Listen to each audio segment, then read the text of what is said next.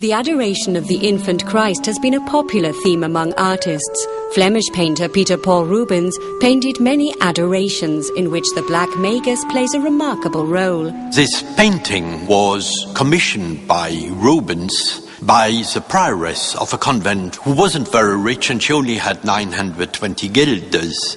And so it seems, according to an 18th century text, that Rubens painted it in a week.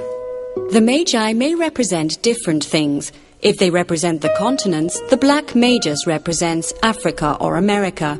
They may also represent the world with which trade was desired and which would bring prosperity and peace. Often the Magi symbolized the three stages of life, in which the Black Magus is usually the youngest and fittest one, and there are several other roles and interpretations. The aim of the Black King is to show that it is the whole humanity. It was the so-called Gentiles who recognized the message of Christ. And this is, of course, why it became so big, especially in Catholic countries.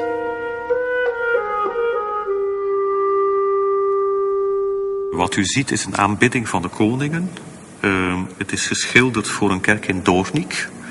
En het is ontworpen door Pieter Paul Rubens, maar wellicht uitgevoerd door Anton van Dijk, zijn beste leerling. Rond 1618 wellicht. Er is duidelijk dat Rubens ook speelt met het licht. Hij zegt dat Christus, zoals ook in het Oude Testament staat, is het licht van de wereld.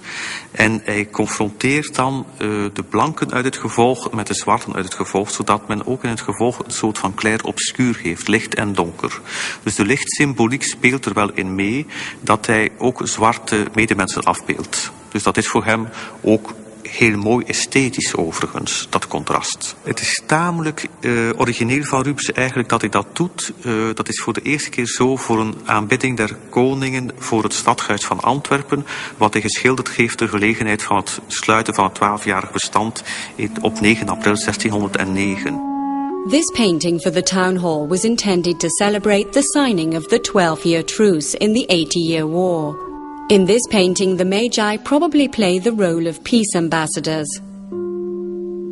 This sketch from 1608 is a preliminary study for the Magus on this painting.